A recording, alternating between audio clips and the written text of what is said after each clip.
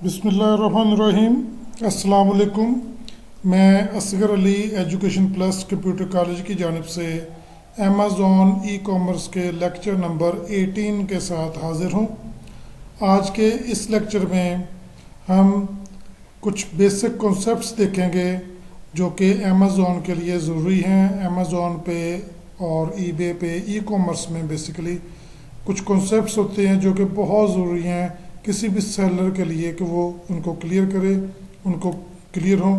तो इन्हें basic concepts of Amazon कहते हैं। सबसे पहले अमेज़ॉन क्या है? अमेज़ॉन एक आप कह लें मार्केट प्लेस है। मार्केट प्लेस ऐसी जगह को कहते हैं जहाँ पे थर्ड पार्टीज जाकर अपनी चीज़ें बेच सकें।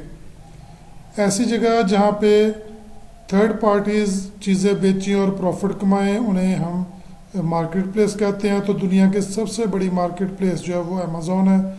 Amazon is the biggest market place all over the world. Here third party sellers can also sell their products.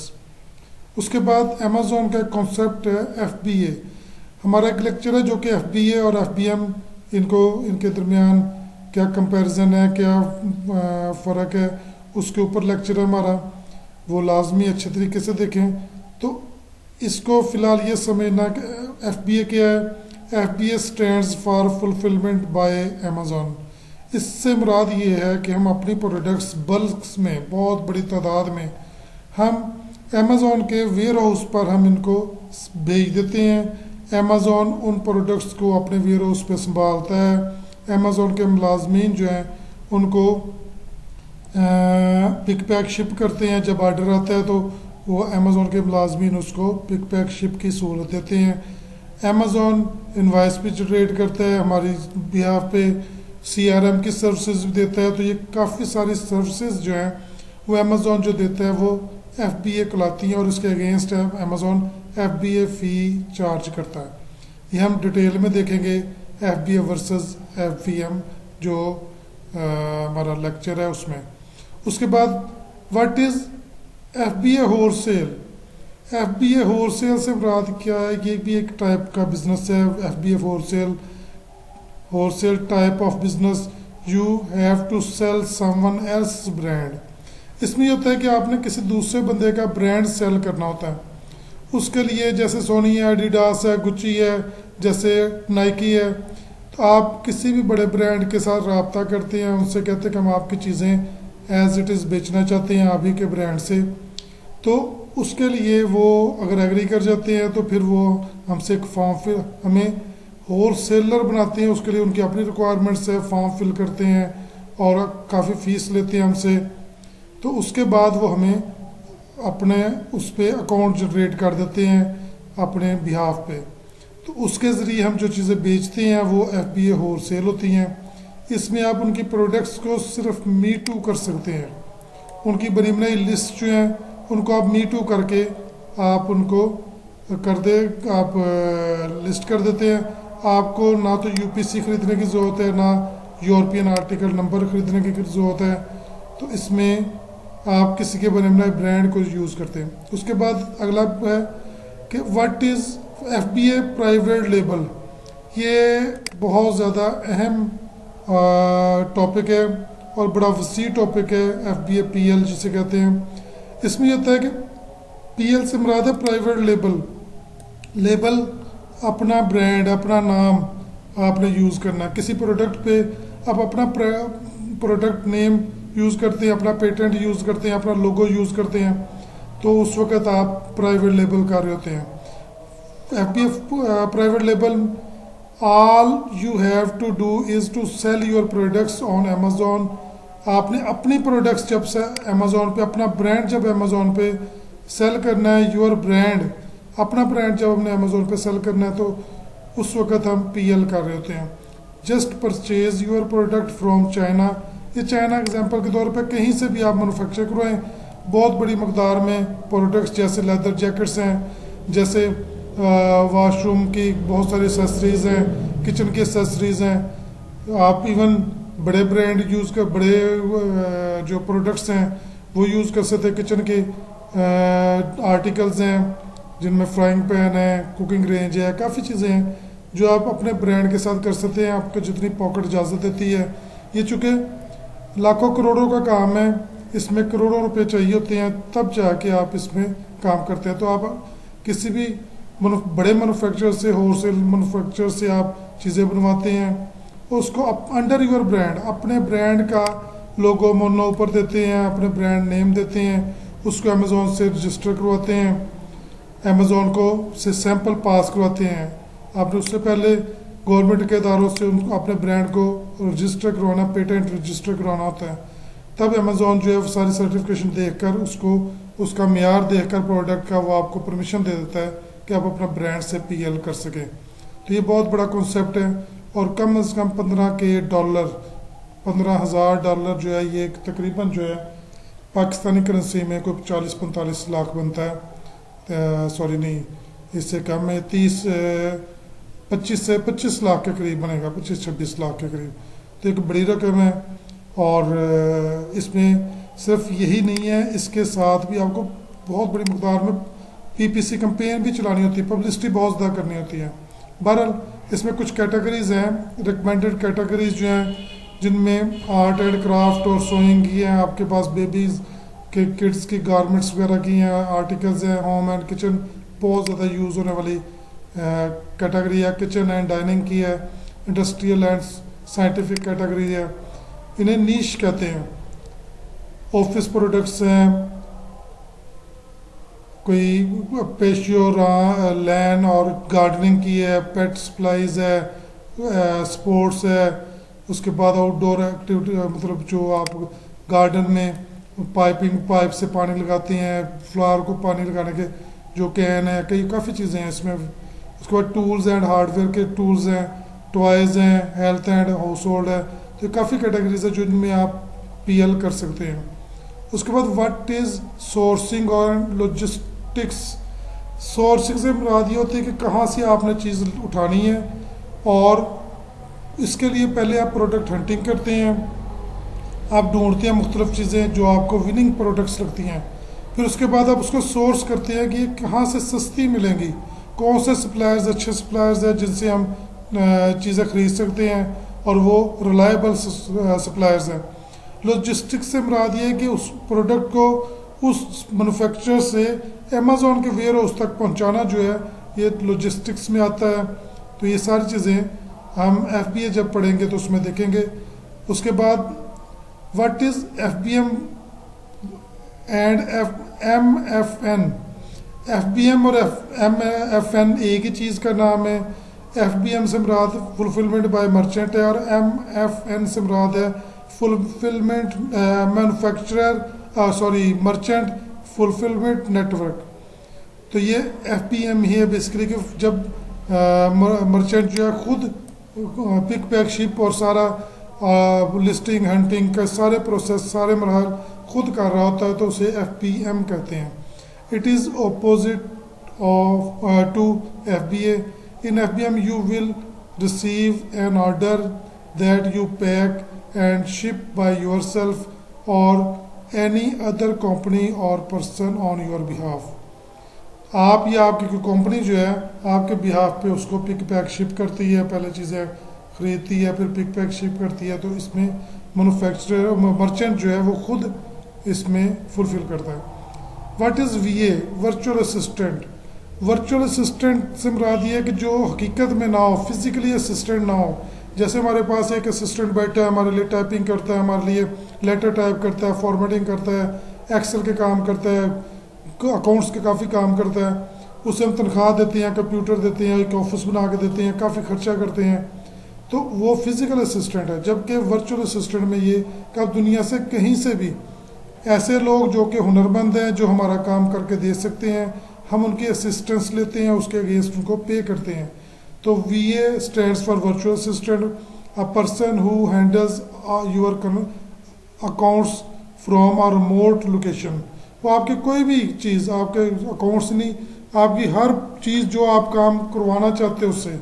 अगर मैं एक वेबसाइट बनवाना चाहता हूँ तो मैं किसी ऐसे शख्स से रब्ता करता हूँ जो बहुत अच्छा मेरी नज़र में वेब डेवलपर है, तो मैं उससे वेबसाइट बनवाता हूँ, उसके अगेंस्ट जितने पैसे वो मांगता है, डिमांड करता है, मैं उसको दे देता हूँ, तो वो मेरे लिए एक वर्चुअल असिस्टेंट है, उसने मेरी हेल्प की उस काम को करने में। तो वर्चुअल असिस्टेंट वीए। उसके बाद व्हाट इज़ यूपीसी, ये बहुत अहम टर्म है, यूनिवर्सल प्रोडक्ट कोड। हर प्रोडक्ट का कोई ना कोई कोड होता है, कोई ना कोई बार कोड होता है जिसे आप यूपीसी कहते हैं। यूपीसीज अगर मैं आपको गूगल पे इसको सर्च करके दिखाता हूँ आपको कि यूपीसी क्या होता है। ये आपने बार कोड्स देखी होंगी,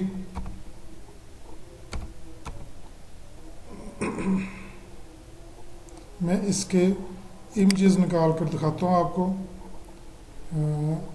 universe UPC,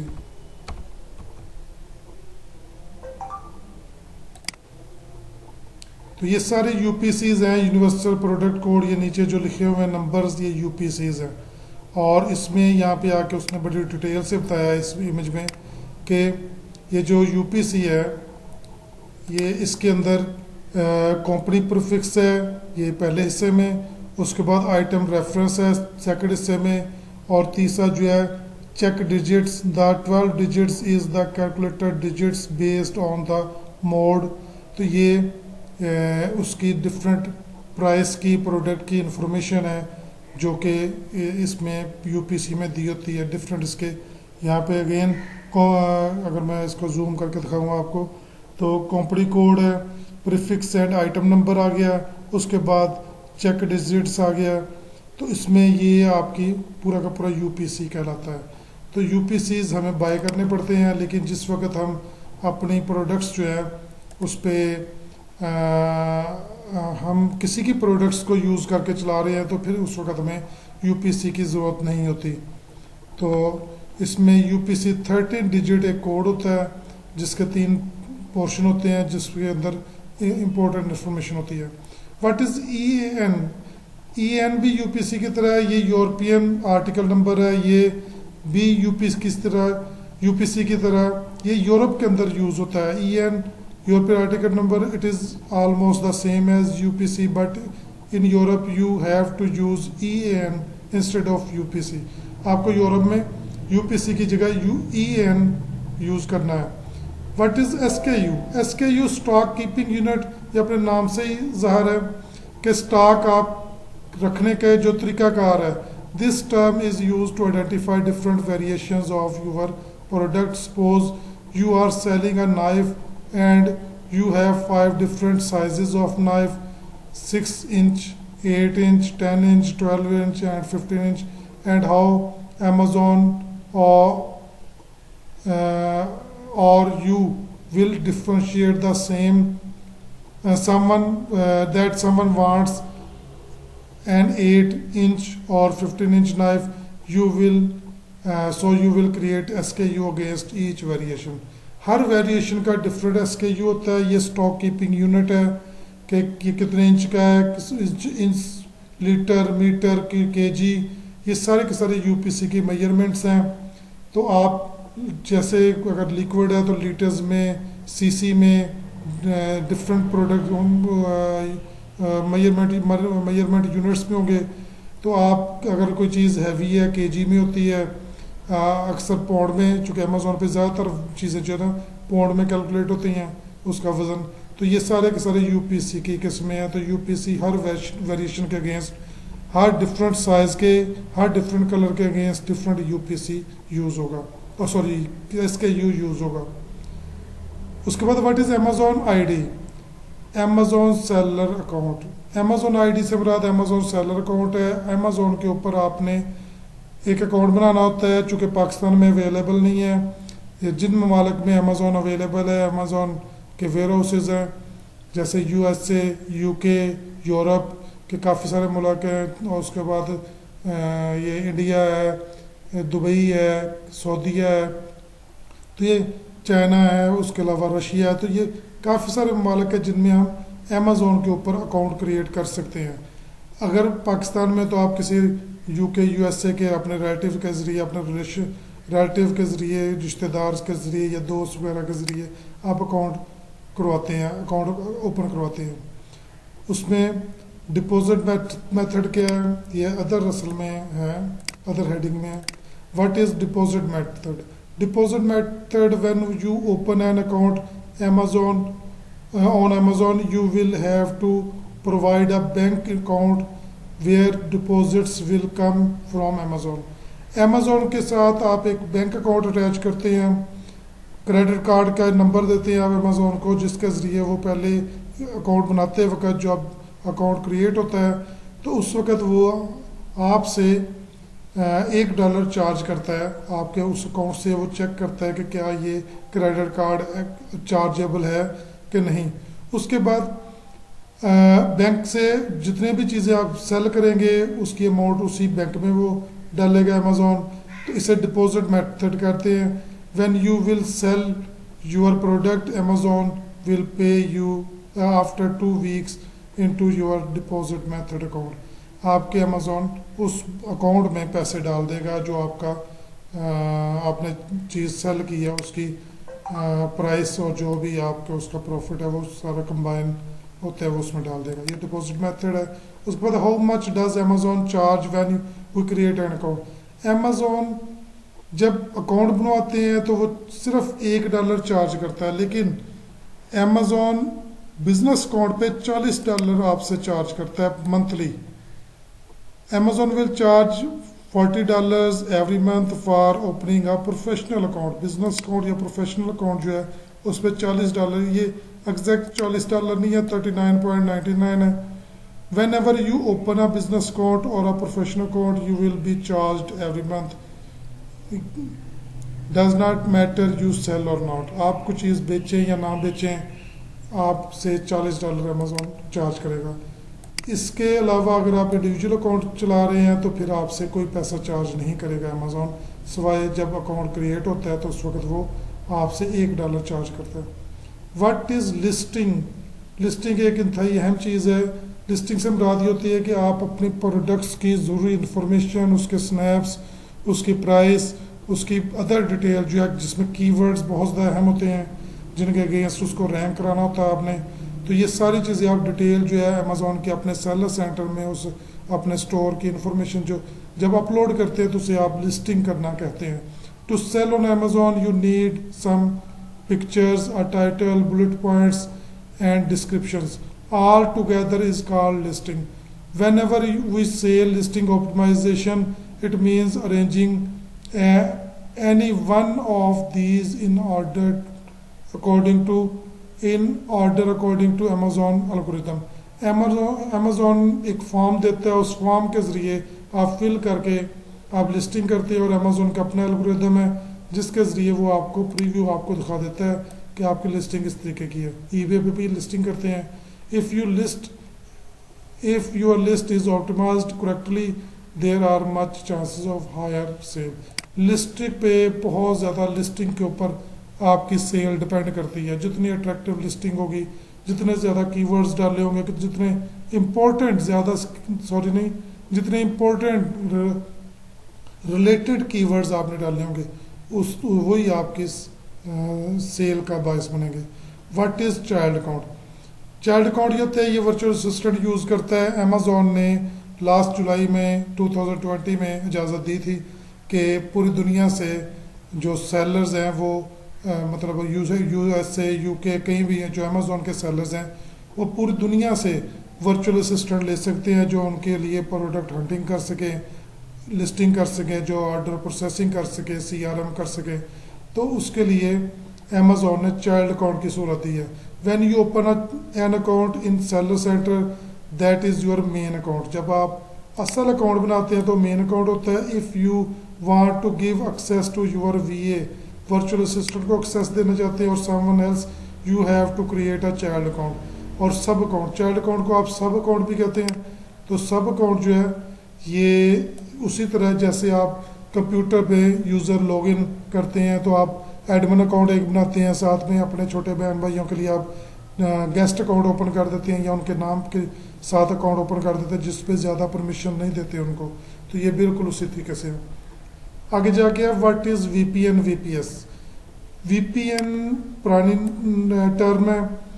VPN stands for virtual private network और VPS stands for virtual private server. You have to buy VPN और VPS to access your main account. अगर आप चाइल्ड अकाउंट पे काम कर रहे हैं तब आपको वीपीएन या वीपीएस की ज़रूरत नहीं है। और अगर आपने चाइल्ड एक्सेस नहीं किसी ने दी अपने वीए को, तो उस वक़्त और आपका बिजनेस अकाउंट नहीं है, आपने उस पर चाइल्ड एक्सेस अदर कंट्रीज़ में रहने वाले लोगों को नहीं दी, तो फिर आपको वीपीएन आप जिस मुल्क में आपका अकाउंट है उसी मुल्क से आप ओपन कर सकेंगे। अगर उसको बाहर से किसी दूसरे मुल्क से एक्सेस करने की कोशिश करते हैं तो आपको वीपीएन या वीपीएस की ज़रूरत पड़ेगी। वीपीएस ज़्यादा लेटेस्ट है और ज़्यादा मसले नहीं आते इसमें। और आप जैसे पाकिस्तान में बैठे, पाकिस्तान में अमेज़ॉन नहीं है, तो पाकिस्तान में बैठकर आप यूके का या यूएसए का अकाउंट ओपन कराना चाहते हैं तो आप उसको ओपन करने के लिए वीपीएन या वीपीएस यूज़ करते हैं। व्हाट इज़ एसीएन, ये बहुत अहम है। Amazon standard identification number. ये हर प्रोडक्ट पे, जैसे हमने हमारे पिछले लेक्चर्स थे उसमें हमने हीलियम 10 में भी इसको यूज़ किया है। अमेज़ॉन पे जब भी आप लिस्टिंग करते हैं तो अमेज़ॉन एक एसीएन नंबर उसको अटैच कर देता है जो उसके अमेज़ॉन के ऊपर पहचान का बायस बनता है। तो ये एसीएन नंबर है। What is BSR, best seller rank. ये बेस्ट सेलर रैंक जो है ये प्रोडक्ट्स की होती है, ये सेलर्स की भी हो सकती है, लेकिन ज़्यादातर चूँकि प्रोडक्ट्स सेल होती हैं तो उनकी सेलर रैंक जो है वो लाखों में भी हो सकती है, हज़ारों में भी हो सकती है, ये सैकड़ों में भी हो सकती है, ये दहाइयों में भी हो सकती है और यूनिट्स में भी हो सकती है। तो जितनी कम रैंक होगी उतनी अच्छी प्रोडक्ट होगी, जितनी ज़्यादा रैंक होगी उतनी प्रोडक्ट्स वो अच्छी नहीं होगी। जैसे कि एग्जांपल है कि योर बीएसआर इज़ 140, मतलब 1,40,687, तो आपका कंपेटिटर अगर उसकी 8,341 है तो इसका मतलब है कि आपका कंपेटिटर बहुत ज़्यादा हायर है, आपसे बहुत बेहतर है। तो ये जितनी कम होगी, जैसे हम कहते हैं कि फ़लाँ खिलाड़ी जो है फर्स्ट नंबर 1 प्लेयर है और फ़लाँ जो है वो नंबर 5 प्लेयर है, तो जिसकी रैंक जितनी कम होती है वो ज़्यादा नंबर 1 बेहतर पोजीशन पे होता है। फर्स्ट सेकंड थर्ड जैसे आते हैं आप एग्ज़ाम्स में, तो वो उसी तरीके से फर्स्ट पोजीशन जो है उसी तरीके से जितना कम यूनिट होगा उतनी ज़्यादा बेहतर वो पोजीशन होगी। व्हाट इज़ हीलियम 10, हीलियम 10 के ऊपर बाकायदा 2 लेक्चर्स हैं हमारे, जो लेक्चर नंबर 5 और 6 हैं, उनमें मैंने काफ़ी डिटेल में हीलियम 10 को यूज़ करने का तरीका बताया। ये इस वक्त सबसे अच्छा सॉफ्टवेयर है। इससे पहले जेएस था, जंगल स्काउट अभी भी बहुत सारे लोग यूज़ करते हैं, लेकिन हीलियम 10 जंगल स्काउट सिर्फ आपको प्रोडक्ट की हिस्ट्री और उसकी प्राइस बताता है, ये आपको बहुत सारी चीज़ें आपको बताता है। इसका एक्सरे टूल बहुत ज़्यादा हैंडी है, इसका इन्वेंट्री का टूल है, इसके काफ़ी सारे टूल्स हैं जो आपको हेल्प करते हैं। इवन इसका कैलकुलेटर है, बड़ा डिटेल में आपको एफपीए कैलकुलेटर इसका है, वो डिटेल में आपको चीज़ें दिखाता है। तो ये बहुत बड़ा सॉफ्टवेयर है इस वक्त helium 10। What is PPC, PPC पे पर क्लिक, ये सिर्फ एक ही तरीक़ाकार है पब्लिसिटी करने का अमेज़ॉन पर। अमेज़ॉन पर जब आप पब्लिसिटी करना चाहते हैं तो आप पीपीसी कैंपेन चलाते हैं, आप एक बजट देते हैं अमेज़ॉन को कि मेरे पास ये बजट है $500, $1000, अमेज़ॉन उसके मुताबिक आपकी कैंपेन चला देता है। बिल्कुल उसी तरह जैसे कि केबल पे आप ऐड देना चाहते हैं तो वो आप केबल वाले आपसे पूछते हैं जी आप मंथली कितने हमें पे करेंगे, 10,000 पे करेंगे तो हर 20 सेकंड बाद आपकी ऐड आएगी, हर 20 एड्स के बाद आपकी ऐड आएगी। अगर आप 20,000 देते हैं तो फिर हर 10 एड्स के बाद आपकी ऐड आ जाएगी, जल्दी ऐड आ जाएगी। अगर आप ज़्यादा पेमेंट करते हैं, 25-30,000 देते हैं, तो हर 3 या 4 एड्स के बाद आपकी ऐड आ जाएगी। तो जितना ज़्यादा बजट देंगे उतनी ज़्यादा पीपीसी की आपको वसूलत होगी। तो ये पे पर क्लिक होता है कि कस्टमर जब आके आपके प्रोडक्ट पर क्लिक करता है तो आपको चार्ज होते हैं पैसे, आपको खर्चा पड़ता है। उसका नुकसान ये है कि आपको खर्चा पड़ता है, आपके पैसे कटते हैं, लेकिन फ़ायदा ये है कि कस्टमर जब क्लिक करता है तो आपकी लिस्ट पे जाता है, वो आपकी लिस्ट पे जाता है तो चांसेस होते हैं कि वो चीज़ आपसे बाय कर लेगा। तो इसलिए पीपीसी कैंपेन बहुत हैंडी कैंपेन है। यही एक सिंगल तरीकाकार है अमेज़ॉन पे पब्लिसिटी करने का, ख़ास तौर पर जब आप प्राइवेट लेबल कर रहे होते हैं, एफबीए भी कर रहे होते हैं, उसमें भी आपको पीपीसी कैंपेन चलानी पड़ती है। What is ACOS, ACOS stands for Advertising Cost of Sale। Advertising cost कितनी पड़ी है किसी चीज़ को सेल करने में, उसे ACOS कहते हैं। It belongs to the efficiency of your advertisement campaign and keywords. आपने कैसे कैंपेन चलाई है, PPC कैंपेन है या आपने उस पर फेसबुक के ज़रिए कोई कैंपेन लॉन्च की है, उस प्रोडक्ट को सेल करते वक्त आपको कितना खर्चा पड़ा है, ये से ACOS कहते हैं। In simple words, total budget spent against your sales is called ACOS।